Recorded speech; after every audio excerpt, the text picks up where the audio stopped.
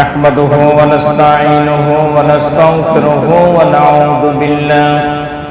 ونعوذ بالله من شرور أنفسنا ومن سيئات أعمالنا من يهد الله فلا مضل له ومن يضلله فلا هادي له ونشهد أن لا إله إلا الله وحده لا شريك له ونشهد أن سيدنا وسندنا وحبيبنا ومولانا محمدا عبده ورسوله الذي أرسله بالحق بشيرا ونذيرا وداعيا إلى الله بإذنه وسراجا منيرا فقد قال الله تعالى في كلامه المجيد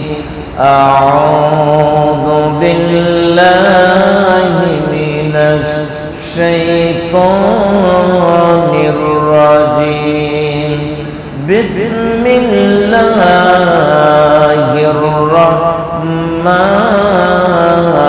الرحيم وإذ أخذ الله ميثاق الذين أوتوا الكتاب لتبيننه للناس ولا تكتمونه فنبذوه وراء ظهورهم واشتروا به ثمنا قليلا فبئس ما يشترون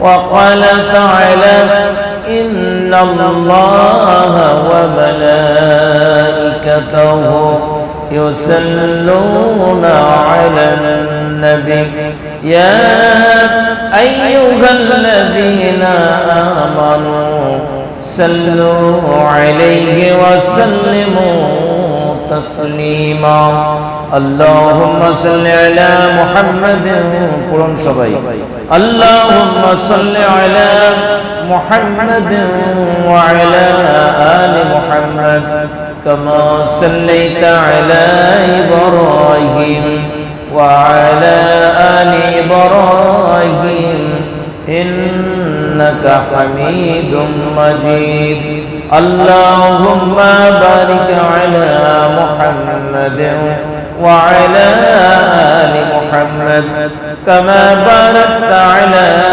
إبراهيم وعلى آل إبراهيم إنك حميد مجيد সম্মানিত আজকের এই ধারাবাহিক তাফসীরুল কোরআন মাহফিলের মুসল্লিয়ানে কেরাম, সম্মানিত শ্রোতা মণ্ডলী, পর্দার আড়ালের মা এবং বোনেরা, আল্লাহর শুকরিয়া আদায় করছি যে আল্লাহ সুবহানাহু ওয়া তাআলা জীবনের সকল কর্মব্যস্ততা উপেক্ষা করে কোরআনের এই মাহফিলে আল্লাহ রাব্বুল আলামিন দয়া করে মায়া করে আমাদেরকে কবুল করলেন। আমরা তার সামনে শুকর গুজার করছি সবাই আলহামদুলিল্লাহ।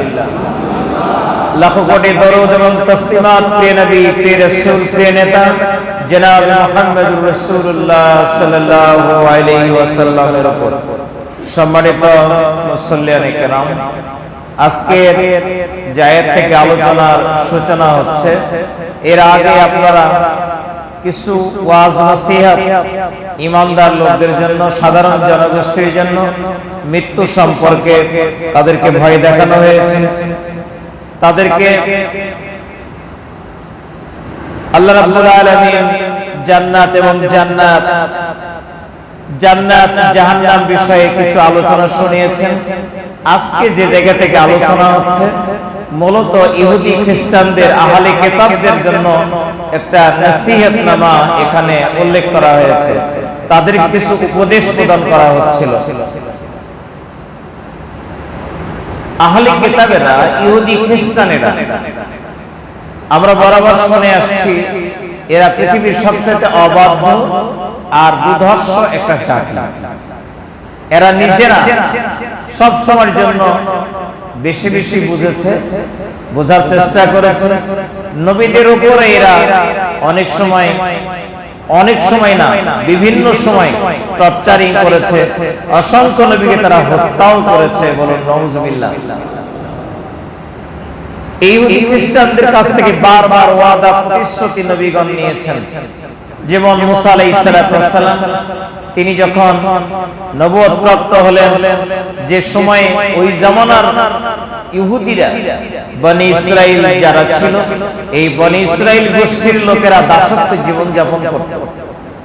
এই লোকেরা আল্লাহর তাওহীদের কারণে অন্য জাতি এসে তাদের উপর কর্তৃত্ব করত, পরাধীন জীবন যাপন করত।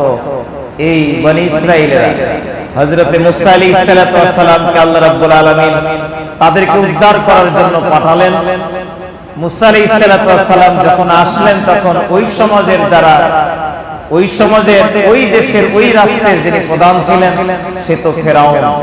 আমরা যার কথাটা সব সময় জানি, চিনি। ফেরাউন পুত্র সন্তানদেরকে জবাহ করত, কন্যা সন্তানদেরকে জীবিত রাখত, বনি ইসরাইলদেরকে দাসত্বের শৃঙ্খলে আবদ্ধ রাখত।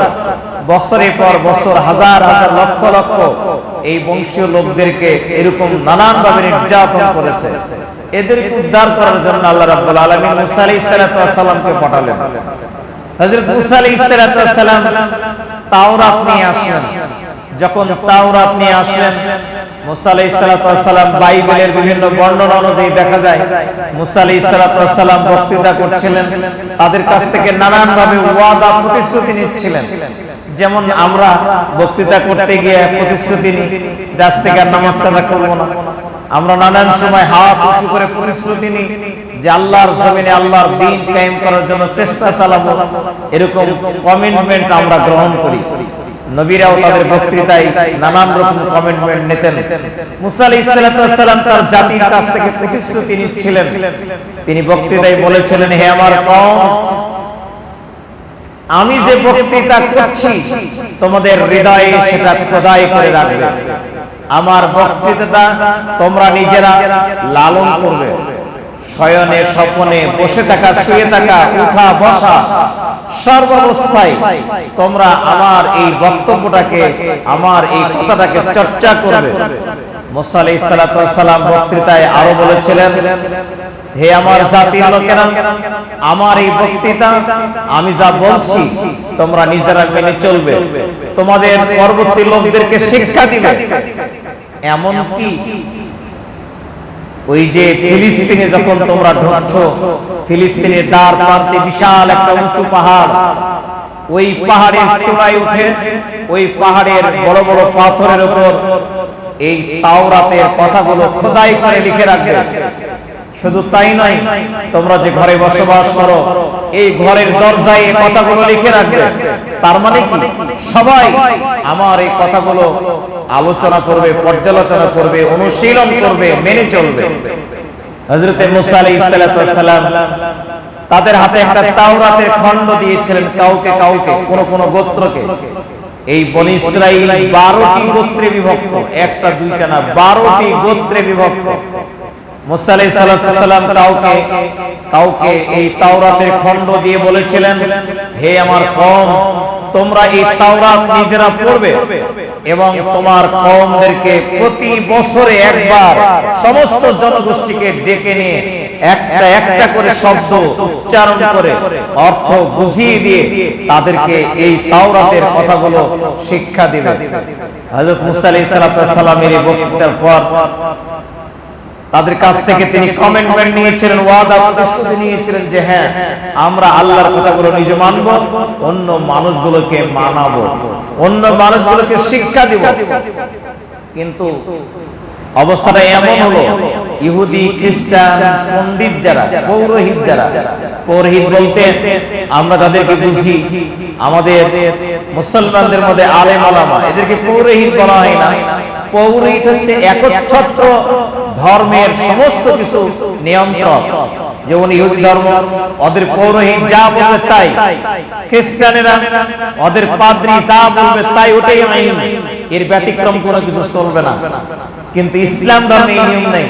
ইসলাম ধর্মে সে যত বড় আলেম হোক, পীর সাহেব হোক, যে কথাটা বলবে তার দলিল থাকতে হবে, আল্লাহ রাসূলের কিংবা কোরআনুল কারীমের রেফারেন্স থাকতে হবে, নইলে তা গ্রহণযোগ্য হবে না। কিন্তু ইহুদি খ্রিস্টানদের পৌরোহিতেরা তারা কিন্তু একচ্ছত্র ধর্মের কর্তৃত্ব রাখে, তারা যা বলে সেটাই ধর্ম। ইহুদি খ্রিস্টান আলেমরা কি করলো? দেখলো যে দেশের সমস্ত জনগোষ্ঠী যদি এই আসমানি কিতাবের শিক্ষা পেয়ে যায়, তাহলে তারা তো আমাদেরকে মানবে না। কাজেই এদেরকে এই কিতাব শিক্ষা থেকে বিরত রাখতে হবে। মানুষকে মূর্খ বানানোর জন্য সবচেয়ে বড় অস্ত্র যেটি, সেটি হলো আসমানি কিতাবের জ্ঞান থেকে মানুষকে দূরে রাখা। পৃথিবীর দুনিয়ার জ্ঞান আপনি অর্জন করেছেন, আপনার ছেলে master, doctor, professor, engineer, doctorate, বিশ্ববিদ্যালয়ের টিচার, ও ইঞ্জিনিয়ারিং বিশ্ববিদ্যালয়ের টিচার। কিন্তু মনে রাখবেন, কোরআনের জ্ঞান যদি ওর ভিতরে না থাকে, কোরআনের নলেজ যদি সে অর্জন করতে না পারে, কোরআন সম্পর্কে তার ধারণা যদি না থাকে, সে যত বড় শিক্ষিত হোক না কেন, সে একটা মূর্খ লোকের চাইতে তার দাম একটু বেশি নয়। এই জন্য সব সময় মানুষকে দাবিয়ে রাখার জন্য সকল যুগের শাসকেরা এবং ধর্মযাজকেরা চেষ্টা করেছে দুনিয়ার সব জ্ঞান অর্জন করা যাবে, কিন্তু ধর্মীয় জ্ঞান অর্জন করা যাবে না। আপনি বাংলাদেশের মধ্যে চিন্তা করেন, বাংলাদেশে কতগুলো প্রাইমারি স্কুল সরকারি আছে, হাই স্কুল সরকারি আছে, কলেজ সরকারি আছে, আছে না নাই? বাংলাদেশে একটা প্রাইমারি মাদ্রাসা, ইবতদায়ী মাদ্রাসা সরকারি হয় নাই। কোন দাখিলি মাদ্রাসা একটাও সরকারি হয় নাই। আলেম মাদ্রাসা একটাও সরকারি হয় নাই। বাংলাদেশে কোটি কোটি টাকা ব্যয় করে স্কুল কলেজ বিল্ডিং তৈরি হয়, কি বলেন হয় না? এই কথা বলেন না কেন? স্কুল কলেজের বিল্ডিং লক্ষ লক্ষ কোটি কোটি টাকা ব্যয় করে তৈরি হয়, কিন্তু কোন হাফিজে মাদ্রাসার বিল্ডিং বানানোর জন্য একটা বিল্ডিং কোথাও বরাদ্দ হয়েছে? কোন ইবতদায়ী মাদ্রাসা বিল্ডিং এর জন্য বরাদ্দ হয়েছে? কোন ইবতদায়ী মাদ্রাসার বিল্ডিং এর জন্য বরাদ্দ হয়েছে? তার মানে দুনিয়ার সব শিক্ষার পিছনে ভর্তুকি দেওয়া যাবে, কিন্তু আসমানি শিক্ষা যেটা, কোরআনের শিক্ষা যেটা, যেই শিক্ষা শিখলে মানুষ আলো দেখবে, পথ দেখবে, জান্নাত পাবে, এই রাস্তায় যাওয়া যাবে না, এর পিছনে কোনো ভর্তুকি দেওয়া যাবে না। প্রাইমারি স্কুলে কত টিচার রয়েছে, তাদের বেতন কে দেয়? সরকার দেয় না? আর আপনার একটা এই হাফিজিয়া মাদ্রাসা করেছেন, আমি একটা হাফিজিয়া মাদ্রাসা করেছি, এই মাদ্রাসার একটা শিক্ষকের বেতন দেওয়ার জন্য আমাকে প্রতি বছর জালসা করতে হয়, মানুষের কাছে টাকা চাইতে হয়। কথা বলেন না কেন? সব যুগেই এই নিয়ম ছিল, এখন ওই নিয়ম রয়ে গেছে। তার কারণ ফেরাউন নেই, নমরুদ নেই, হামান, সাদ্দাদ নেই, কিন্তু তার উত্তরসূরি এই পৃথিবীর তথাকথিত বুদ্ধিজীবীরা, তারা কিন্তু এখনো ভুলে নাই। ইহুদি খ্রিস্টান পণ্ডিতেরা তারা তার জাতির লোকদেরকে ধর্মীয় শিক্ষা থেকে বিরত রাখলো। তাওরাতে কোনো শিক্ষা দেওয়া হলো না। দুনিয়ার সব জ্ঞান বিজ্ঞান শিক্ষা দেওয়া হয়, কিন্তু কোন মানুষকে তাওরাত শিক্ষা দেওয়া হয় না। এমন বড় বড় উচ্চ শিক্ষিত পণ্ডিত এবং অনেক রাজা বাদশারা পর্যন্ত তাওরাত নামক একটা কিতাব আছে এটা জানতো না। বলুন নাউজুবিল্লাহ। ইহুদি খ্রিস্টানদের, ইহুদিদের বড় বড় পণ্ডিতেরা তারা পরিবেশটা এমন খারাপ করে ফেলেছে, মানুষকে এত মূর্খ বানিয়েছে যে বড় বড় শিক্ষিত মানুষেরা তারাও ধর্মীয় জ্ঞান থেকে জানি টোটাল পাই দূরে। আসলে খুব কষ্ট লাগে, খুব আফসোস লাগে। বিশ্ববিদ্যালয়ের একজন টিচার, বিশ্ববিদ্যালয়ের টিচার, এর চাইতে তো বড় শিক্ষিত মানুষ আর আশা করা যায় না, কি ঠিক না? বিশ্ববিদ্যালয়ের যে টিচার, এর চাইতে বড় বড় শিক্ষিত মানুষ আর আশা করা যায়? ইনি সবচেয়ে বড় শিক্ষিত মানুষদের একজন, অথচ এই মানুষটি আত্মাহিয়াত করতে জানে না। আত্মাহিয়াত না জানলে কি নামাজ হবে? এই কথা বলা নাকি নামাজ হবে? একটা ইঞ্জিনিয়ার, সে ওযুর দোয়া জানে না, তাকে শেখানো হয়নি। সে আফসোস করে বলছে যে আমার জীবনটাই ব্যর্থ, আমি এত শিক্ষা অর্জন করলাম আর এই আত্মাইয়াতে পড়লাম, এটা ভুল হয়ে গেল। কয়েকটা ভুল, একটা দুইটা ভুল না, অনেকগুলো ভুল। তার মানে কি, আমাদেরকে ধর্মীয় শিক্ষা থেকে যদি দূরে রাখা যায় তাহলে একটা শ্রেণী তারা ফায়দা লুটতে পারবে, তারা পৃথিবীতে যুগ যুগ ধরে তারা আধিপত্য করবে, তাদের কর্তৃত্ব চলবে, এই পৃথিবীতে তাদের উপর আর কেউ নেতৃত্ব করতে পারবে না। ইহুদিরা তাদের দেশের লোকদেরকে মূর্খ বানিয়ে রেখেছে।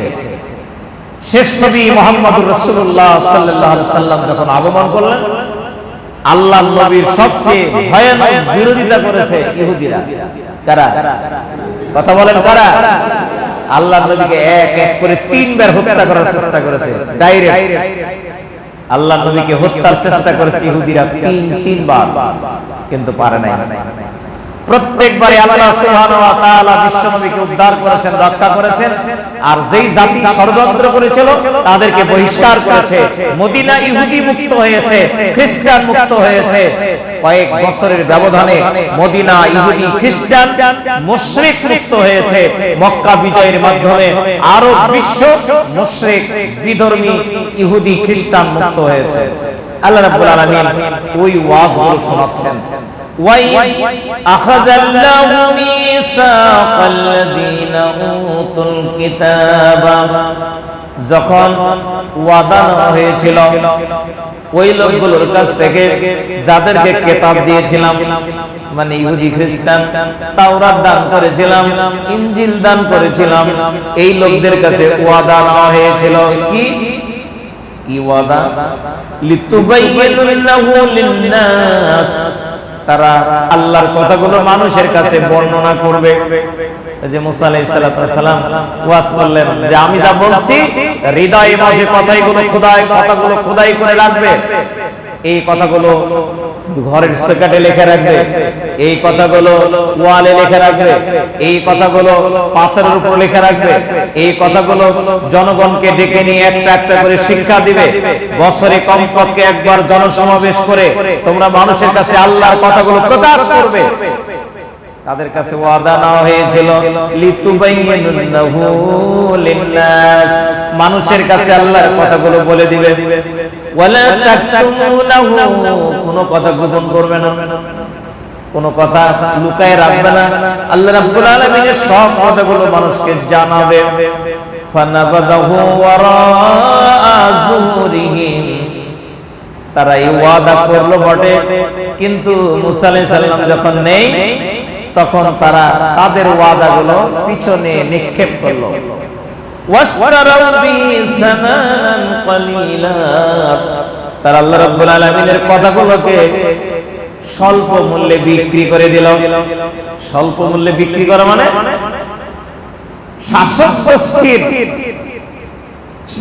গোষ্ঠীর অনুদান প্রাপ্ত হয়ে এই পৌরোহিতেরা তারা এই কথাগুলোকে নিজেদের মধ্যেই রেখে দিল। এই কথাগুলো জনগণের কাছে শিক্ষার ব্যবস্থা করলো না, এই কথাগুলোকে জনগণের কাছে জানালো না। এমন এক পর্যায়ে আসলো যে তাওরাত সম্পর্কে দুনিয়ার সমস্ত জাতি গোষ্ঠী তারা অজ্ঞ রয়ে গেল, মূর্খ রয়ে গেল। আল্লাহ বলছেন ফাবিইসা মা ইয়াশতারুন, তারা যা ক্রয় বিক্রয় করলো কতই না নিকৃষ্ট। আজকেও বাংলাদেশে বহু আলেম টুপি মাথায়, লম্বা লম্বা টুপি মাথায় দেয়, তারা কিছু বক্তব্য দেয়, কিছু কথাবার্তা বলে, অসত্যের পক্ষে তারা জয় গান গায়, আছে না নাই? এই আলেমগুলো আজকে শুধু না, এরকম আলেম ইহুদিদের মধ্যে ছিল, ইহুদি আর খ্রিস্টানদের মধ্যে এরকম আলেম ছিল। প্রিয় ভাইয়েরা আমার, আল্লাহ রাব্বুল আলামিন ইহুদি খ্রিস্টানদেরকে তাদের এই অবস্থাগুলো বর্ণনা করে দেওয়ার পর আরেক শ্রেণীর মানুষের আলোচনা নিয়ে আসতেছেন। আমাদের মধ্যে বহু মানুষ আছে যেই মানুষগুলো যত বেশি অপকর্ম করে তত বেশি আনন্দ পায়, আছে না নাই? মানুষ কত খারাপ। জগন্নাথ বিশ্ববিদ্যালয়ের একজন স্টুডেন্ট 100 জন ছাত্রীকে ধর্ষণ করেছে। এরপর সে মিষ্টি বিতরণ করে উল্লাস করছে, ধর্ষণের সেঞ্চুরি করছে। নাউজুবিল্লাহ মিন যালিক। তার মানে ওর অপকর্ম ওকে আনন্দ দেয়, ওর অপকর্ম ওকে আনন্দ দেয়। একে একে বিভিন্ন লোককে অপমান করছে, মারছে, মেরে এসে গল্প করে, আমি অমুক লোককে মারলাম, কিচ্ছু হলো না, কিচ্ছু হবে না, আমি এমন ক্ষমতাধর। ভোট দিয়ে এসে গল্প করছে, আমি একলাই 500টা ভোট দিছি। এই কথা কন না গায়, আনন্দ পাচ্ছে, চরম আনন্দ। আমি একলাই 300টা ভোট দিছি। আর একজন করছে, আমি অনেকগুলো ভোট দিছি, একটা বই শেষ করে দিছি। কি যে আনন্দ পাচ্ছে। কোরআন পড়লে মনে হয় যে কোরআনটা এই মাত্র বর্তমান প্রেক্ষাপটে বুঝি অবতীর্ণ হলো। সুবহানাল্লাহ, সুবহানাল্লাহ। আল্লাহ রাব্বুল আলামিন বলছেন, লা তাহসাবান্নাল্লাযীনা, ওই লোকেরা যেন এমনটা ধারণা না করে, ইয়াফরাহুনা, আনন্দ বোধ করে যারা, বিমা আতাউ, তারা যা করছে, যে অপকর্মগুলো করছে, এই অপকর্মগুলো নিয়ে আনন্দ বোধ করে, এই লোকেরা যেন এমন ধারণা না করে। আর কি, ওয়ায়ুহিব্বুনা আইয়ুহমাদু বিমা লাম ইয়াফআলু, যে কাজ করে নাই, যে কাজের যোগ্য নয়, সেই রকম প্রশংসা নেওয়ার জন্য সে ব্যস্ত থাকে। জীবনও মুক্তিযুদ্ধ করেনি, অথচ মুক্তিযুদ্ধের সার্টিফিকেট নিয়ে ভাতা খায় আর গল্প করে বেড়ায়, যাই মুক্তিযুদ্ধ ছিলাম। আসলে নাই, যে কাজ করে নাই, যে কাম করে তার যোগ্যতা নাই, ওই কাজ নিয়ে সে প্রশংসা পেতে চায়। ওই লোকটি তার কোনোই গুণ নাই ভালো, অথচ তাকে বলতে হবে যে আমার অমুক ভাইয়ের চরিত্র ফুলের মতো পবিত্র, এই স্লোগান দিয়ে নেতাকে নিয়ে সামনে দৌড়াচ্ছি। আছে না নাই? আছে। তো কাজ করে নাই, যোগ্য নাই যে বিষয়ে, সেই বিষয়ের প্রশংসা পেতে চায়। আর নিজেদের অপকর্ম নিয়ে আনন্দ বোধ করে, এই লোকগুলো যেন ফালা তাহসাবান্নাহুম বিমাফাজাতিন মিনাল আযাব, এরা আল্লাহর আযাব থেকে নিরাপদ হয়েছে, এমনটা যেন মনে না করে। আবার বলছি, যে লোকগুলো নিজেদের অপকর্ম করে আনন্দ বোধ করে আর কাজ করে নাই কিন্তু প্রশংসা পাইতে পছন্দ করে, এই লোকগুলো যেন এমনটা ধারণা না করে যে আমি পাপ করেছি, আমি অন্যায় করেছি, আমি অন্যায় ভাবে দাবি করে সার্টিফিকেট নিয়ে আমি সরকারি অর্থ ভোগ করতেছি, আল্লাহর আযাব থেকে আমি নিরাপদ হয়ে গেছি, কেউ ধরতে পারবে না, এমনটা যেন মনে না করে। কি হলো, আমার কয়েকটা মার্ডার করলাম, মার্ডার কেসের আসামি, ওর জামিন জমিন সব হয়ে গেছে, ও ঘুরে বেড়াচ্ছে, আদালতে রায় হয়ে গেছে ফাঁসির, তারপরেও মাফ হয়ে গেছে, দম্ভ করে ঘুরে বেড়াচ্ছে, কিংবা আদালতের রায়ে ফাঁসি হয়ে গেছে, ও ব্যাকডোর দিয়ে বিদেশে চলে গেছে, বলে কিছু আমার হয়নি। আমেরিকায় বসে বসে, বিশ্বের বিভিন্ন দেশে বসে বসে ওই লোকগুলো উল্লাস করছে, আনন্দ করছে। আল্লাহ ডাকতে বলে, আল্লাহর গজব থেকে তোমরা নিরাপদ হয়ে গেছো, এমনটা যেন মনে না করো। তোমার অপকর্ম নিয়ে তুমি যে আনন্দ উল্লাস করছো, সব টাকা আত্মসাৎ করলো, প্রজেক্ট সবগুলো গুনে গুনে মারলো, যত প্রজেক্ট আছে সব তৈরি করে, টাকা উত্তোলন করে, খায়া শেষ করে, কিছুই হয় না, কিচ্ছু হয় না। আর কে আছে আমার উপর? কেউ নাই। আমি চরম ক্ষমতার অধিকারী, আমার এমপি আছে, মন্ত্রী আছে, প্রধানমন্ত্রীর সঙ্গে ডাইরেক্ট হটলাইন, আমার কিছুই হবে না। এই যে গর্ব, অহংকার আর দাম্ভিকতা, আল্লাহ রাব্বুল আলামিন ডাক দিয়ে বলছে, শোনো, যে লোকগুলো নিজেদের অপকর্ম নিয়ে আনন্দ পায়, এই লোকগুলো যেন কখনো এমনটা মনে না করে যে তার আল্লাহর গজব থেকে নিরাপদ। ওয়ালাহুম আযাবুন আলীম, এদের জন্য রয়েছে যন্ত্রণাদায়ক শাস্তি। যন্ত্রণাদায়ক শাস্তি বলে কেমন? যন্ত্রণাদায়ক শাস্তি মানে কোরআন কারীমের বিভিন্ন জায়গায় বলে যন্ত্রণাদায়ক শাস্তি, বড় শাস্তি, কঠিন শাস্তি, ভয়ানক শাস্তি, বিভিন্ন ভাষা উল্লেখ করা হয়েছে। আযাবুন আলিমের ব্যাখ্যা এরকম যদি একটা ছোট্ট উদাহরণ দিই তাহলে কেমন লাগে দেখুন, বুঝতে হবে স্পষ্ট। আপনাদের গ্রামে একটা চোর ধরা পড়ছে, এই চোরটাকে ধরে কয়েকজন ছেলে মারতে মারতে 5 মিনিটের মধ্যে শেষ, খতম, মেরে ফেলছে। সাতপা গ্রামে আর একটা চোর কয়েকদিন পর ধরা পড়ছে।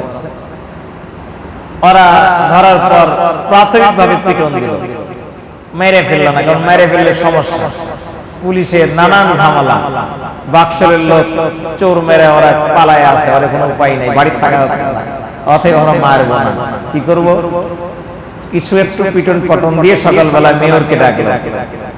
মেয়র এসে মেয়র ওর পুলিশ দিয়ে পিটাইলো, একবার যা করে পিটাইলো, খুব জ্বালাই সৃষ্টি এলাকার লোকজনকে, মেরে মেরে মেরে একবারে হাড় হুড্ডি সবগুলো থেতরা করে দিল। রক্তাক্ত অবস্থায় ওসি সাহেবের কাছে সালাম দিল।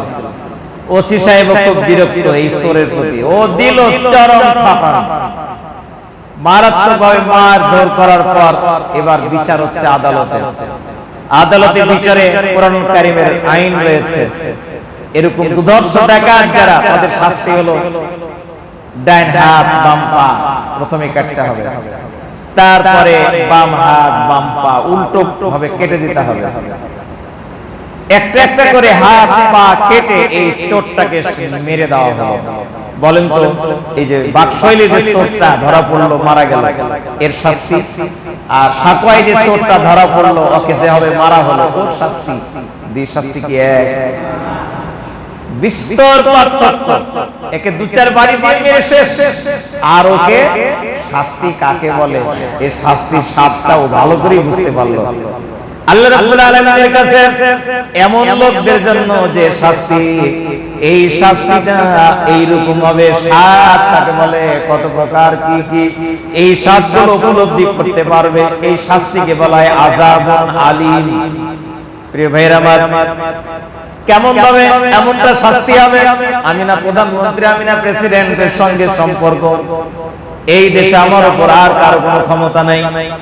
অনেকে এমন দাম্ভিকতা, কিচ্ছু হবে না, হাজার হাজার কোটি টাকা লুটপাট করে খাচ্ছে, কিছু হচ্ছে না, এমন ক্ষমতাধর আছে না? নাই, প্রচুর আছে। ব্যাংক লুট করে নিয়ে চলে যাচ্ছে, পাচার হয়ে যাচ্ছে হাজার হাজার কোটি টাকা, কিচ্ছু হচ্ছে না ওদের, ওদের ধরার কিছু নাই। অর্থমন্ত্রী আবার আমাদের দেশেরও আবার বলে 4000 কোটি টাকা আবার টাকা হইলো, নাউজুবিল্লাহ মিন যালিক। 4000 কোটি টাকা চলে গেল কিভাবে, লুট হয়ে গেল, হারিয়ে গেল, কিচ্ছু হয় না। তার মানে কম ক্ষমতায় কিন্তু অর্থমন্ত্রী কথা বলে নাই। অর্থমন্ত্রী কথার পিছনে অনেক শক্তি ওই লোকটির রয়েছে, যার কারণে ও বলে এটাকে ওভারকাম করার চেষ্টা করছে। আমাকে কে শাস্তি দিবে? আল্লাহ রাব্বুল আলামিন ডেকে বলছেন, শোনো, ওয়ালিল্লাহি মুলকুস সামাওয়াতি ওয়াল আরদ, এই আকাশ আর পৃথিবীর মালিকানা কার হাতে? আকাশ আর পৃথিবীর মালিকানা আল্লাহর হাতে। তোমাদেরকে জেনে রাখা উচিত, তুমি কি জনপতি, বাংলাদেশের মতো একটা দেশের, এই রাজশাহীর মতো একটা জেলার, মোহনপুরের মতো একটা থানার, কৃষ্ণঘাট পৌরসভার মতো একটা পৌরসভার, এই সামান্য একটা গ্রামের তুমি একজন জনপতি। কি বলেন, ঠিক না? এমন বাংলাদেশ না, বাংলাদেশের চাইতে হাজার হাজার গুণ বেশি ক্ষমতাধর রাষ্ট্রপ্রধান গোটা দুনিয়াকে পরিচালনা করেছে এমন রাষ্ট্রপ্রধান বর্তমান সময় পর্যন্ত গোটা পৃথিবীর নিয়ন্ত্রক বলে যেই প্রেসিডেন্ট দাবি করেছিল, প্রিয় ভাইরা আমার, আমেরিকার ওই প্রেসিডেন্ট জুতা খাইলো সাধারণ লোকের হাতে, মনে আছে না? জুতার পিটন খেয়ে পৃথিবীর জমিন থেকে মৃত্যুবরণ করেছে একটা সম্রাট, তার নাম আপনাদের মনে আছে না? নাই, নমরুদ, আছে না? শেষ পর্যন্ত জুতার পিটনকে পৃথিবীর জমিন থেকে বিদায় নিয়েছে। গোটা দুনিয়াকে নিয়ন্ত্রণ করত এমন একজন রাষ্ট্রপ্রধান, উহু আহা করার মতো কোনো সুযোগ পাই নাই। পানি খেয়ে খেয়ে পেট টেপা হয়ে পানিতে ভেসে মরেছিল। কথা বলেন ঠিক কিনা? আমার ভাইরা, আল্লাহ রাব্বুল আলামিন এমন কাজ করতে তার কোনো বাহিনী লাগে না, কোনো সৈন্য লাগে না। আল্লাহ যখন কোনো কিছু করতে চান তখন শুধু বলেন ইন্নামা আমরুহু ইযা আরাদা শাইআন আইয়াকুলা লাহু কুন ফায়াকুন। আল্লাহ রাব্বুল আলামিন যখন কোনো কিছু করতে চান তখন তিনি শুধু বলেন হও, আর হও বলার সঙ্গে সঙ্গে তা হয়ে যায়। সুবহানাল্লাহ। এই জন্য আল্লাহ রাব্বুল আলামিন বলছেন কোন এমনটা ধারণা করার সুযোগ নাই যে আমি বেঁচে গেছি। মানুষকে ফাঁকি দেওয়া যাবে, দেশের সরকারকে ফাঁকি দেওয়া যাবে, মাওলানা ইসমাইলের মতো হাজার হাজার আলেম ঠকানো যাবে, কষ্ট দেওয়া যাবে, কিন্তু আপনি যাই করেন না কেন আপনার একজন মালিক আছে না নাই? কথা বলা আছে না নাই? ওই মালিক দেখতেছেন ওয়ায়ামুদ্দুহুম ফি তুগয়ানিহিম ইয়ামাহুন। আল্লাহ অবাধ্যতার রশি ঢিল দেয়, আর আল্লাহ দেখে কত উদ্ভ্রান্ত হয়ে লোকটি ঘুরতে পারে, কত অপকর্ম করতে পারে। সময় মতো আল্লাহ রাব্বুল আলামিন যখন টান দিবেন তখন তার কাছেই ফিরে আসতেই হবে। আল্লাহ ডাক দিলেন ওয়াল্লাহু আলা কুল্লি শাইইন কাদির। এই পৃথিবীর সব ক্ষমতার উপর ক্ষমতা রাখেন যিনি, তিনি কে? আল্লাহ বলছেন কোন চিন্তার এমন কোন অবকাশ নেই, এমন ধারণা করার কোন সুযোগ নেই যে পাইছে গেছি। আল্লাহ রাব্বুল আলামিন সব কিছুর হিসাব নেবেন। পৃথিবীবাসী বুদ্ধিজীবীরা, পণ্ডিতেরা, তোমরা না এই দুনিয়ার সবচেয়ে বড় বড় পণ্ডিত, জ্ঞানী, বুদ্ধিজীবী। ইন্না ফি খালকিস সামাওয়াতি ওয়াল আরদি ওয়া ইখতিলাফিল লাইলি ওয়ান নাহারি লাআয়াতিন লিউলিল আলবাব। নিশ্চয় আসমান সৃষ্টি, জমিন সৃষ্টি, দিন যায় রাত আসে, রাত যায় দিন আসে, এইগুলোর মধ্যে জ্ঞানী ব্যক্তিদের জন্য রয়েছে অনেক জ্ঞানের নিদর্শন। এই পৃথিবীটাকে আল্লাহ কেমন করে বানালেন? আমি ইসমাইল, আমি কত বড় মানুষ, আমার শক্তি কতখানি, যেই পৃথিবীতে বাস করছি পৃথিবীর তুলনায় আমি কত ছোট। কল্পনা করা যায় যে আমি কত ছোট? কল্পনা করা যায়? এই পৃথিবী কত বড়, তার তুলনায় আমি কত ছোট, কল্পনা করা যাবে না। পৃথিবী বাদ দেন, রাজশাহী জেলা সব জায়গায় আপনি গেছেন, এই গেছেন মুরব্বি, মোহনপুর থানার সব গ্রামে গেছেন। আপনার গ্রামের কথা বলি, প্রত্যেকটা দাগে দাগে আপনি কি গেছেন? আপনি তো জান নাই। ও ভাই, এই পৃথিবীকে আমি এবার নিয়ে চলে যাব আকাশে। আল্লাহ সুবহানাহু ওয়া তাআলা আকাশে দেখি একটা সূর্য। কয়টা সূর্য দেখেন? রাতের বেলা তারকা দেখেন কয়টা? গণা যাবে? আল্লাহ রাব্বুল আলামিন তারকা বানালেন কত, আর সূর্য দিলেন মাত্র একটা। তারকা কত ছোট! এর আমার আসলে কি তারকা ছোট? বিজ্ঞানীরা প্রমাণ করেছে, আমরাও কিন্তু বিনা প্রশ্নে মেনে নিয়েছি।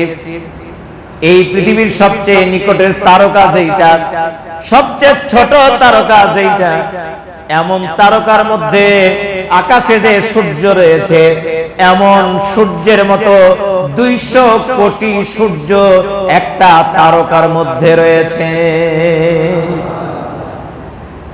আরো আস্তে গান সুবহানাল্লাহ, আল্লাহু আকবার।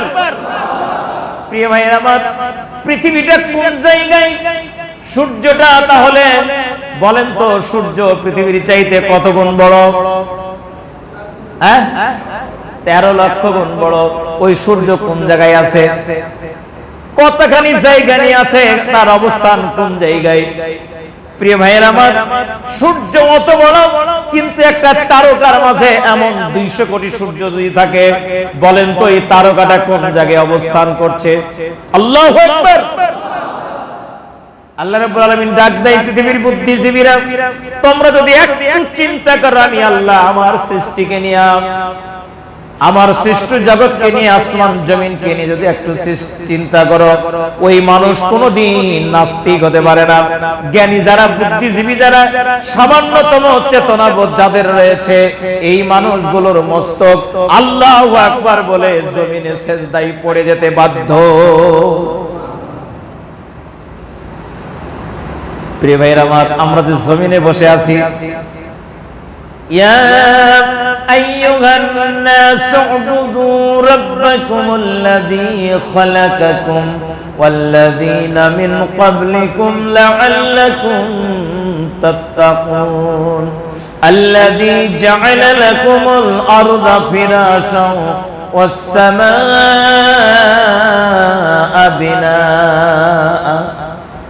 জমিনটাকে আল্লাহ রাব্বুল আলামিন সৃষ্টি করেছেন বিছানার মতো। আল্লাযী জাআলা লাকুমুল আরদা, আল্লাহ রাব্বুল আলামিন জমিনটাকে বানালেন ফিরাশা, বিছানার মতো। প্রিয় ভাইরা আমার, বিছানা যেমন উপকারী আরামদায়ক, এই জমিনটাকে আল্লাহ রাব্বুল আলামিন ওই রকম উপকারী আরামদায়ক করে বানালেন। ধারণ ক্ষমতা থাক আর না থাক, শুনে রাখেন, জমিনকে আল্লাহ রাব্বুল আলামিন স্তরে স্তরে বানালেন, 7টা স্তর। পৃথিবীর বিজ্ঞানীরা বলছে এই জমিনের সর্বনিম্ন স্তর যেটা, ওই স্তরটাকে বলা হয় ইনার কোর। এই ইনার কোর, এই স্তরটা হচ্ছে ঢালাই লোহা দিয়ে তৈরি। এই স্তরের থিকনেস, পুরুত্ব হচ্ছে 1600 কিলোমিটার। কত বললাম? 1600 কিলোমিটার। 1600 কিলোমিটার মানে এখান থেকে ঢাকা, ঢাকা তো হলো 200 কিলোমিটার, 250 কিলোমিটার। ঢাকা তো হলো 200-250 কিলোমিটার। এখান থেকে 1600 কিলোমিটার যদি আপনি যান, কত লং রাস্তা হবে। অথচ যেটা ঢালাই লোহা দিয়ে তৈরি ইনার কোর, এটা 1600 কিলোমিটার থিকনেস। কোন আল্লাহু আকবার। এর উপরে আরেকটা স্তর আছে, এটা বলা হয় আউটার কোর। এই আউটার কোরটা, এটা টোটালটাই হচ্ছে গলিত লৌহ, কিছু সিলিকন রয়েছে, তরল পানির মতো লোহা আর সিলিকন একটা পদার্থ রয়েছে। এর থিকনেস হলো 2920 কিলোমিটার। আর আস্তে কোন সুবহানাল্লাহ। এই ঢালাই লোহাটার উপরে যেটা এই তরল পদার্থ সিলিকন আর আয়রন দিয়ে এই যে স্তরটা, এটা হলো 2920 কিলোমিটার। আল্লাহু আকবার। 2920 কিলোমিটার যদি আমরা রাস্তা চলি, কত দূর যেতে হবে। এখান থেকে সৌদি আরব 3200 কিলোমিটার। কিন্তু এই জমিনের থিকনেস প্রথমে দেখলাম কত কিলোমিটার? 1600। তারপরে কি 2920 কিলোমিটার। এর উপরে আর একটা স্তর আছে, এর নাম হলো মেন্টাল। এই মেন্টাল, এটা বিভিন্ন ধাতব পদার্থ রয়েছে, সোনা, রূপা, লোহা, এরকম বিভিন্ন পদার্থ রয়েছে যেগুলো গলিত না। এর থিকনেস হলো 1800 কিলোমিটার। সুবহানাল্লাহ বলবেন না? আমি আগেই বলেছি, ধারণ করতে পারেন আর না পারেন শুনে নেন। জমিনের প্রথম স্তর ঢালাই লোহা, এটা হলো 1600 কিলোমিটার, এটাকে বলা হয় ইনার কোর। দ্বিতীয় স্তর, এটা হচ্ছে গলিত লৌহ সিলিকন, এর থিকনেস, পুরুত্ব, গভীরতা হচ্ছে 2920 কিলোমিটার। এর উপরের স্তর হলো মেন্টাল, এটা বিভিন্ন পদার্থ, এগুলো গলিত না। এর স্তর হচ্ছে 1800 কিলোমিটার। এর উপরের আর একটা স্তর আছে, এই স্তরের নাম হচ্ছে ক্রাস্ট। এই ক্রাস্ট যেটা, এই ক্রাস্টের পুরুত্ব হলো 100 কিলোমিটার। এই 100 কিলোমিটারের মধ্যে আছে sodium, potassium, calcium, magnesium, iron, silicon. দুনিয়ার যত রকম পদার্থ দেখি, এই সবগুলো এই 100 কিলোমিটারের মধ্যে। তাহলে প্রথমে গেল 1600, তারপরে 2920, তারপরে 1800, তারপরে 100। জমিনের স্তরটা কত গভীর, কত বড় আমার ভাইরা। আর অনেক আলোচনা বিজ্ঞানীরা জমিনকে নিয়ে করেছেন, আমি ওই দিকে গেলাম না। কোরআনুল কারীম বলছে ইন্না ফি খালকিস সামাওয়াতি ওয়াল আরদি ওয়া ইখতিলাফিল লাইলি ওয়ান নাহারি লাআয়াতিন লিউলিল আলবাব। নিশ্চয় এই আকাশ সৃষ্টিতে, জমিন সৃষ্টিতে, আসমান জমিন সৃষ্টি, সূর্য চলে যায়, রাত আসে, রাত চলে যায়, আবার দিন চলে আসে। এই দিবারাত্রির আগমন প্রস্থানের মধ্যে জ্ঞানী ব্যক্তি যারা, তাদের জন্য রয়েছে মহান নিদর্শন। তার মানে রাতকে নিয়ে কোনো মানুষ যদি চিন্তা করে, দিনকে নিয়ে কোনো মানুষ যদি চিন্তা করে, সূর্যকে নিয়ে যদি কোনো মানুষ একটু চিন্তা করে, চন্দ্রকে নিয়ে কোনো মানুষ যদি একটু ভাবে, আল্লাহর সৃষ্টিকে নিয়ে যদি কোনো মানুষ চিন্তা করে, ওই মানুষ এই পৃথিবীর জমিনে অন্যদিকে তার মগজ যাবে না। ওই মানুষের মস্তক আল্লাহু আকবার বলে জমিনে সিজদায় পড়তে বাধ্য। الذين يذكرون الله قياما وقعودا وعلى جنوبهم। আর যে সমস্ত লোকেরা আল্লাহ রাব্বুল আলামিনকে স্মরণ করে, আল্লাহর কথা তাদের চেতনা, তাদের হৃদয়ে রয়েছে, দাঁড়ানো অবস্থায়, বসা অবস্থায়, শোয়া অবস্থায়, ওয়াতাফাক্কারুনা ফি খালকিস সামাওয়াতি ওয়াল আরদ, যারা আসমান জমিন সৃষ্টি নিয়ে ভাবে, গবেষণা করে, আল্লাহর আকাশকে নিয়ে, জমিনকে নিয়ে যদি একটু চেষ্টা করে, চিন্তা করে, এই লোকটা বলতে বাধ্য হবে রব্বানা মা খালাকতা হাযা বাতিলা। হে আমার রব, এই পৃথিবীকে তুমি এমনি এমনি কোনোটাই সৃষ্টি করো নাই, অযথাই পৃথিবীর কোনোটাই সৃষ্টি নয়। দুনিয়ার প্রতিটি সৃষ্টির পিছনে আল্লাহ রাব্বুল আলামিনের এক উদ্দেশ্য নিহিত রয়েছে। আমরা বুঝি আর না বুঝি, জ্ঞান রাখি আর না রাখি, দুনিয়ার সব সৃষ্টি কিন্তু আল্লাহ প্রয়োজনেই সৃষ্টি করেছেন। প্রিয় ভাইরা আমার, একটা ব্যাংকে আল্লাহ রাব্বুল আলামিন তৈরি করেছেন। তাকায় দেখুন, একটা সাপ ব্যাংক ধরে খাচ্ছে, ব্যাংক ওই পোকা ধরে খাচ্ছে। পৃথিবীর প্রত্যেকটা সৃষ্টি ওই বড় বড় সাপগুলোকে আবার পাখি ধরে ধরে খাচ্ছে, ওই পাখিগুলোকে আবার মানুষ শিকার করে খাচ্ছে। প্রিয় ভাইয়েরা আমার, লক্ষ্য করে আমরা দেখব হরিণগুলোকে বাঘেরা চিবিয়ে চিবিয়ে খাচ্ছে। ওই বাঘের এমন এক দশা, কোন একদিন ওই বাঘ পড়ে আছে, বাঘের গোশতগুলো পোকায়ে কুরে করে খাচ্ছে। পৃথিবীকে আল্লাহ রাব্বুল আলামিন এমন ভাবে তৈরি করেছেন, এই বিষয়গুলোকে নিয়ে যদি চিন্তা করা হয়, দুনিয়ার মানুষ বলতে বাধ্য হবে রব্বানা মা খালাকতা হাযা বাতিলা। হে আমার রব, তুমি এই পৃথিবীর কোনো কিছু এমনি এমনি সৃষ্টি করো নাই। সুবহানাকা, আমাদের যা দুর্বলতা, তোমার সম্পর্কে আমরা যা ভাবি, এই সব কিছু থেকে তুমি মহাপবিত্র। আমরা আল্লাহর সম্পর্কে, আল্লাহর সৃষ্টি সম্পর্কে, আল্লাহর ক্ষমতা নিয়ে অনেক ভাবনা, অনেক চিন্তা আমাদের মাঝে রয়েছে।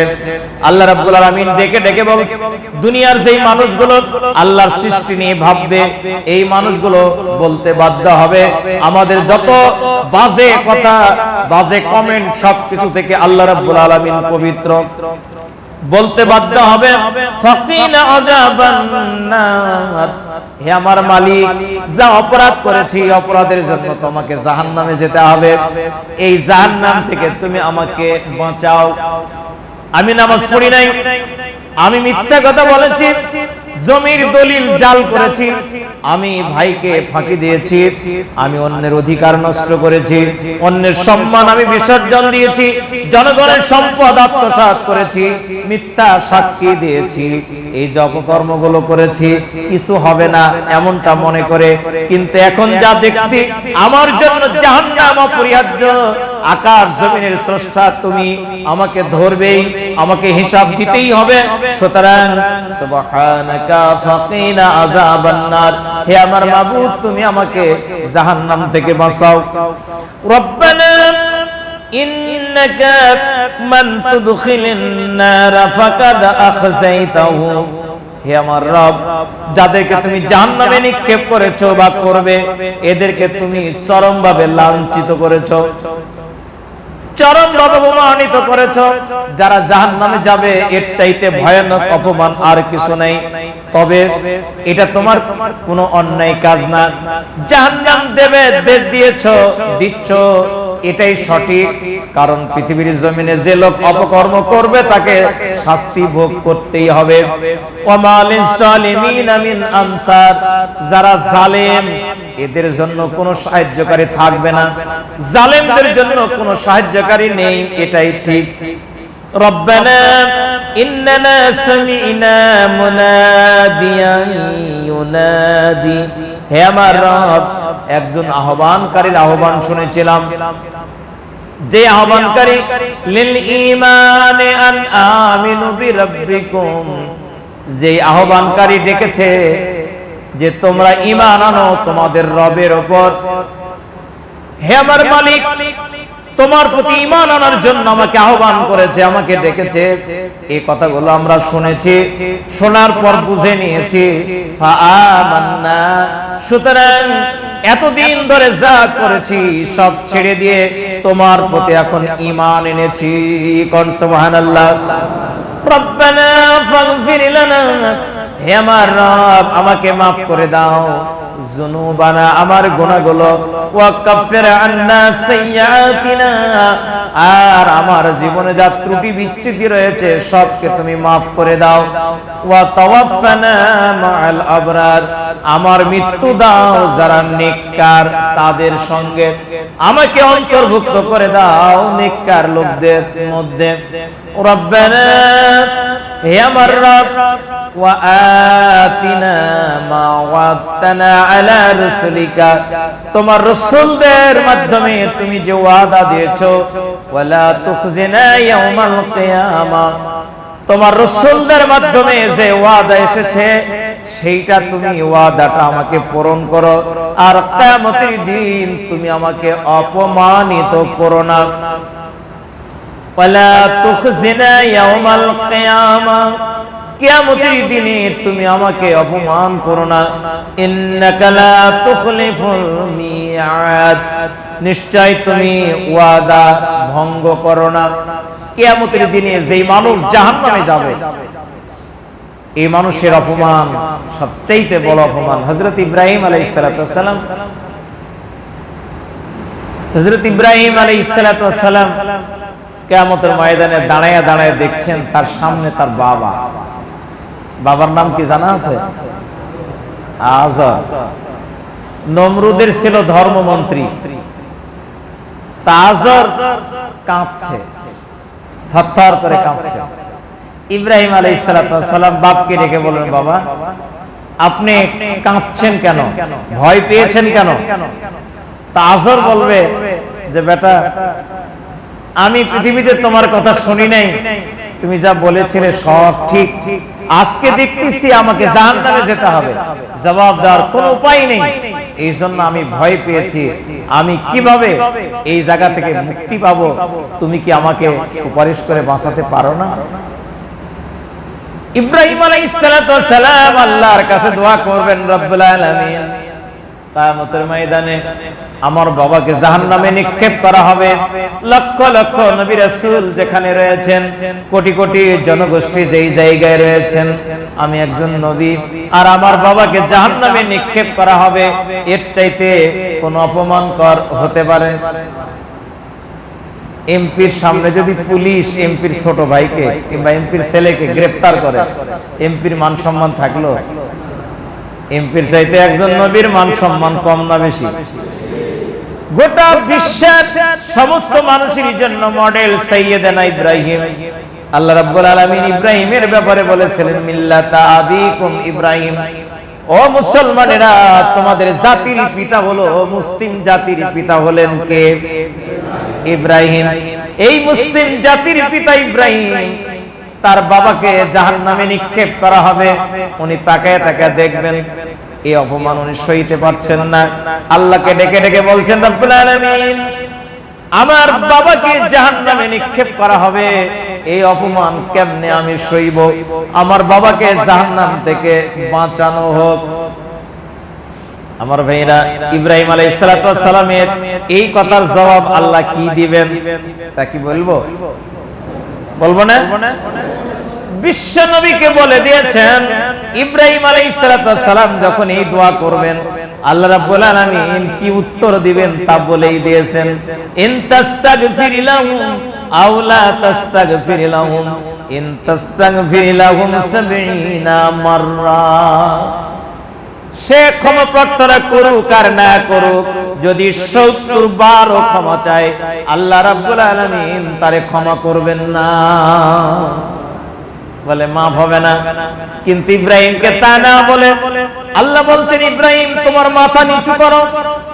ইব্রাহিম আলাইহিস সালাতু ওয়াস সালাম চোখটা নিচু করবেন, এবার আল্লাহ বলবেন মাথা চাড়ো। ইব্রাহিম আলাইহিস সালাতু ওয়াস সালাম মাথা চাড়বেন, তাকায়া দেখছে তার বাবা যেখানে ছিল ওখানেই আছে, কিন্তু আকৃতিটা হায়েনার। আজর বাবার আকৃতি নাই, মন্ত্রী বাবার আকৃতি নাই, মানুষের আকৃতি নাই, আকৃতিটা হয়েছে হায়েনার মতো। আফ্রিকার জঙ্গলের একটা বন্য জানোয়ার, খেকশিয়ালের মতো, এই ছোট্ট খেকশিয়ালের মতো তার বডি আকৃতি। হাত পা গুলো গুটলি করে বেঁধে দেওয়া হয়েছে, জোরে বেঁধে দেওয়া হয়েছে। ইব্রাহিম আলাইহিস সালাতু ওয়াস সালামের সামনে তার বাবাকে এমন আকৃতি চেঞ্জ করে হাত পা বেঁধে লক্ষ কোটি মানুষের সামনে তার বাবাকে জাহান্নামে নিক্ষেপ করা হবে। প্রিয় ভাইরা আমার, কিয়ামতের ময়দানে আল্লাহ রাব্বুল আলামিন যাকে জাহান্নামে নিক্ষেপ করবেন, এর চাইতে অপমানকর আর কিছু নাই। প্রার্থনা করবে ইমানদার লোকেরা, হে আমার রব, তুমি রাসূলদের মাধ্যমে যে ওয়াদা করেছো সেই ওয়াদা পূরণ করো, আর কিয়ামতের ময়দানে অপমান করো না। ইন্নাকা লা তুখলিফুল মিয়াদ, আল্লাহ রাব্বুল আলামিন, ও মাওলা, তুমি তোমার ওয়াদা কখনো ভঙ্গ করো না। ফাস্তাজাবা লাহুম রাব্বুহুম, তাদের রব তাদের এই ডাকে এই জবাব দিয়েছেন কি? আন্নী লা উদিউ আমালা আমিলিন মিনকুম মিন যাকারিন আও উনসা, হে দুনিয়ার মানুষ, নারী ও পুরুষ কোন মানুষের নেক আমলকে আমি আল্লাহ রাব্বুল আলামিন নষ্ট করি না। নারী পুরুষ যে হোক না কেন, তাদের যে আমল রয়েছে আমি আল্লাহ রাব্বুল আলামিন সব আমলকেই প্রতিদান দেব, আমলে নেব। বাদুকুম মিন বাস, প্রত্যেকে একই গোত্রের অন্তর্ভুক্ত।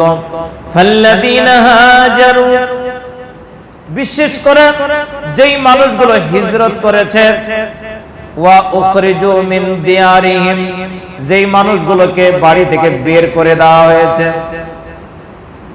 প্রিয় ভাইরা আমার, সব মানুষ হেদায়েত পায় নাই। রাসূলের ডাকে কিছু মানুষ হেদায়েত লাভ করেছে, ঈমান এনেছে।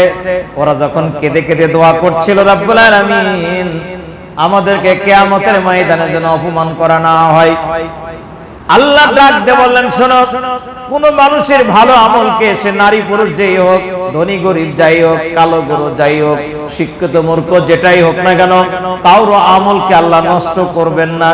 আল্লাহ ডাক দিয়ে বলছেন, শোনো, বিশেষ করে যেই লোকগুলো হিজরত করেছে, হিজরত মানে মক্কা ছেড়ে মদিনায়, ওয়া উখরিজু মিন দিয়ারিহিম, আবার অনেক লোককে বাড়ি থেকে বের করে দেওয়া হয়েছে। কেউ নিজ ইচ্ছায় রাতের অন্ধকারে পালিয়ে গেছে, কোন মানুষকে বাড়ি থেকে ঘাড় ধরে বের করে দেওয়া হয়েছে। যেমন বুখারীর একটা হাদিস, আব্দুল্লাহ যুল বাযাইরাইন, রাসূলের এক সাহাবী, যুবক, ইয়াং, কম বয়স্ক ছেলে, এই ছেলেটিকে তার চাচা বাড়ি থেকে বের করে দিয়েছে। বাবা মারা গেছে অনেক আগে, বিধবা মা চলে গেছে বাবার বাড়িতে, তার বাবার বাড়িতে। এই চাচার তত্ত্বাবধানে লালিত পালিত হয়। আল্লাহ রাসূলের কাছ থেকে যখন দাওয়াত শুনলেন, সাথে সাথে এটাও শুনলেন যে আল্লাহ রাসূল মক্কা ছেড়ে মদিনায় হিজরত করেছেন, তখন আব্দুল্লাহ যুল বাযাইদাইন তার চাচার কাছে গিয়ে বলল, চাচা আপনি আমার একটা কথা শুনবেন? বলে, কেন শুনবো না, তুমি আমার একমাত্র ভাতিজা, আমার আর কেউ নাই, আমার সকল সম্পত্তি তোমাকেই তো দেব, দিয়েছি, আমার জমি জমা স্থাবর অস্থাবর সবকিছুর মালিক তুমি, তোমার চাইতে তো কাউকে বেশি ভালোবাসি না আমি, কেন শুনবো না তোমার কথা? আব্দুল্লাহ যুল বাযাইদাইন বললেন, চাচা আমি নবী মুহাম্মদুর রাসূলুল্লাহ সাল্লাল্লাহু আলাইহি সাল্লামের মুখ থেকে কালেমার দাওয়াত শুনেছি, আমি তখনই কিন্তু কবুল করেছি, ঈমান এনেছি, কালেমা পড়ে মুসলমান হয়েছি। আপনার ভয় বলতে পারি নাই, নবীজি চলে গেছেন মদিনায়, নবীকে না দেখলে আমি আর বাঁচবো না। চাচা আপনি আমার সঙ্গে মুসলমান হয়ে যান, কালেমা পড়ে নেন, আমি মদিনায় চলে যাব, হিজরত করব, আমার সঙ্গে চলেন, মদিনায় চলে যায়।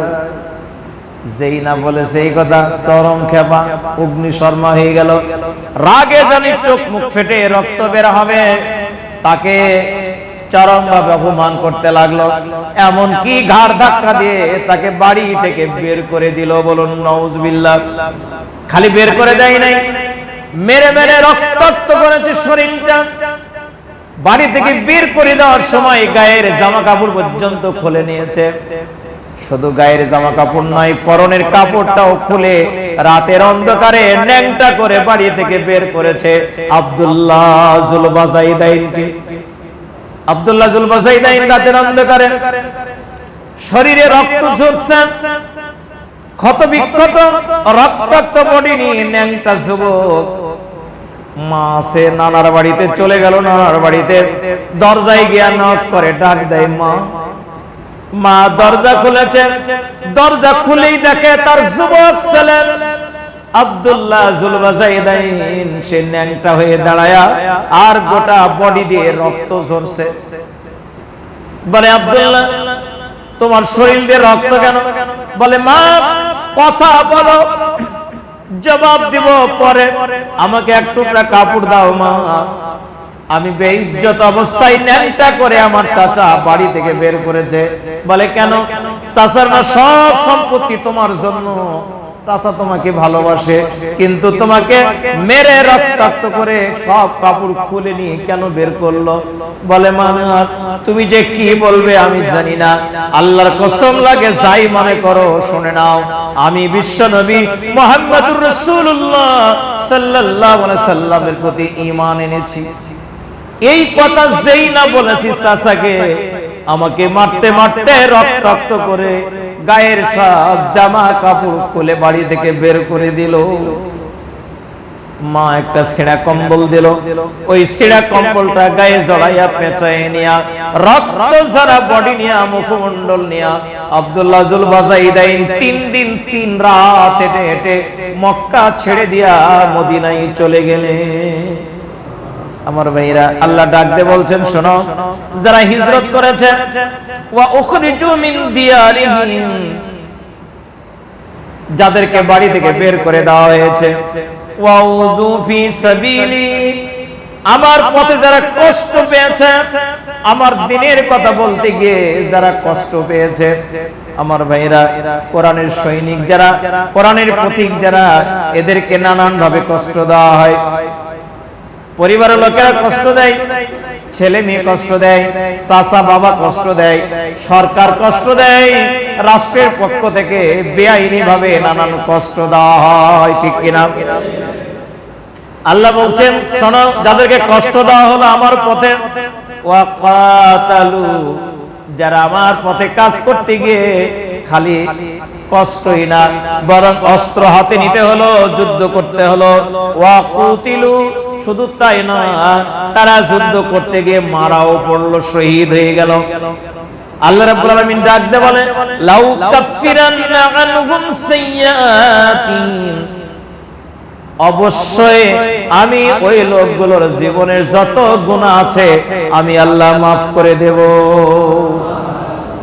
ওয়ালা উদখিলান্নাহুম জান্নাহ, আর আমি আল্লাহ রাব্বুল আলামিন ওদেরকে জান্নাতে প্রবেশ করাবো। সুবহানাল্লাহ। আমার ভাইরা যারা হিজরত করেছে, যাদেরকে কষ্ট বাড়ি থেকে বের করে দেওয়া হয়েছে, যেই মানুষগুলো আল্লাহর পথে লড়াই করে জীবনটা দিয়ে দিয়েছে, এই লোকগুলোর জন্য আল্লাহ রাব্বুল আলামিনের ওয়াদা, এদের জীবনে যত গুনাহ আছে আমি আল্লাহ মাফ করে দিয়া এই লোকগুলোকে জান্নাতে প্রবেশ করাবো। সুবহানাল্লাহ। প্রিয় ভাইরা আমার, জান্নাতে যাওয়ার জন্য ডাইরেক্ট রাস্তা, আল্লাহর পথে নিজের জীবনটা বিলিয়ে দাও, আল্লাহর দ্বীনের পথে কষ্ট সহ্য করে জীবনটা উৎসর্গ করে দেওয়া, এই লোকগুলোর জন্য আল্লাহর জান্নাত।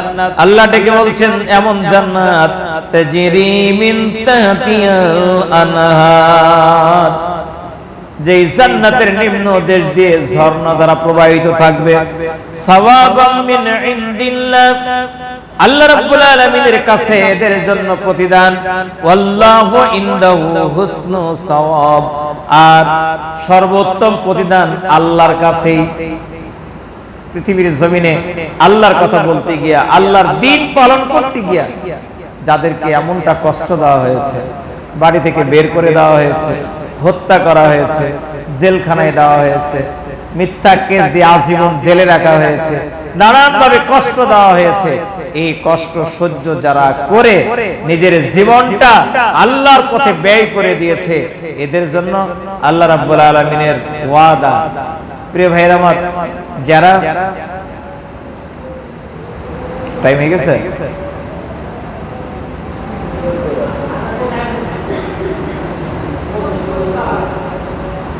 লিশাহিদি ইনদাল্লাহি তাআলা সিত্তু খিসালিন, আল্লাহ রাসূল বলেছেন যারা আল্লাহর জমিনে আল্লাহর দ্বীন কায়েমের জন্য চেষ্টা চালায় আর এই করতে করতে জীবনটাকে যারা বিলিয়ে দেয়, এদের জন্য 6টা পুরস্কার।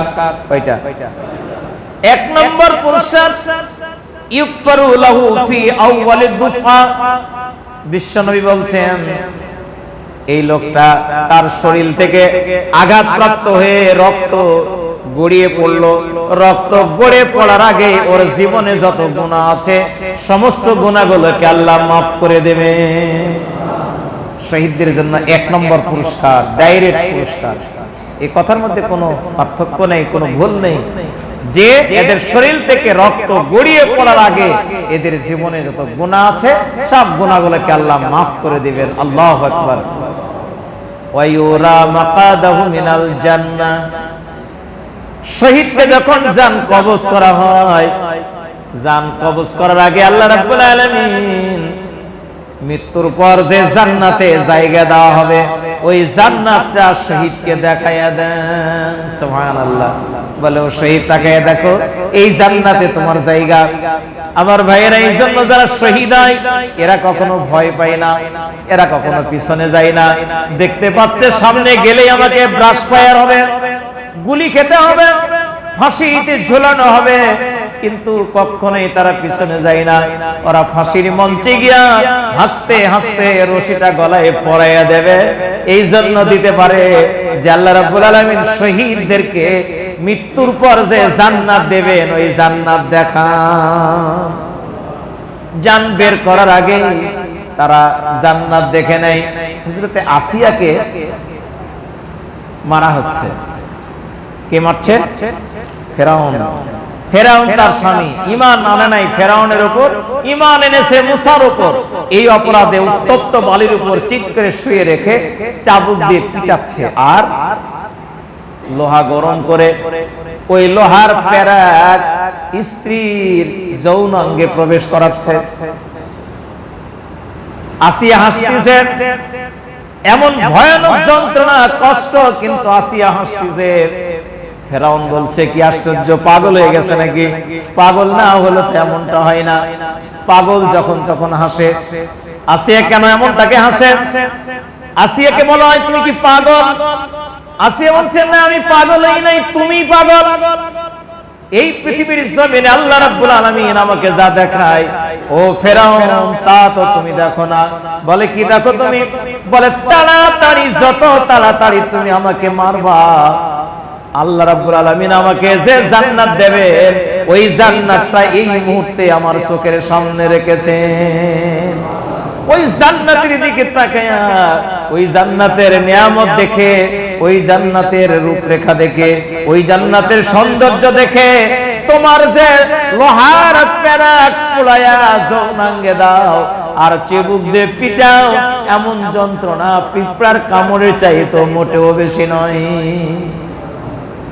প্রিয় ভাইরা আমার, আসিয়াকে মেরে ফেলা হলো, হত্যা করা হলো, জীবন্ত শেষ করে দেওয়া হলো, কিন্তু আল্লাহর পথ থেকে ফিরিয়ে আনা সম্ভব হয় নাই।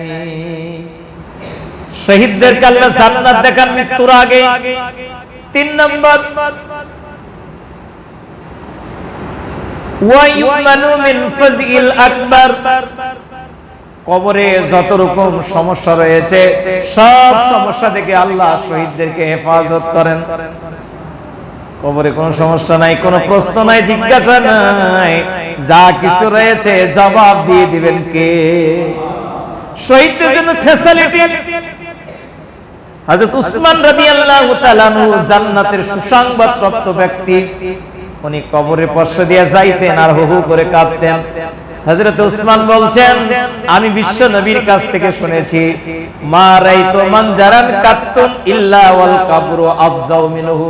কবরের চাইতে ভয়ানক কোনো জিনিস নাই, এই জন্য আমি কাঁদি। আমার মেয়েরা কিন্তু শহীদদের জন্য কোনোই কবরের কষ্ট টাচ করবে না। প্রিয় বন্ধুরা আমার, কবরের সব কষ্ট থেকে বাঁচানো হবে। কবর থেকে কিয়ামত পর্যন্ত যত রকমের সমস্যা আছে সব সমস্যা থেকে আল্লাহ বাঁচিয়ে দেবেন।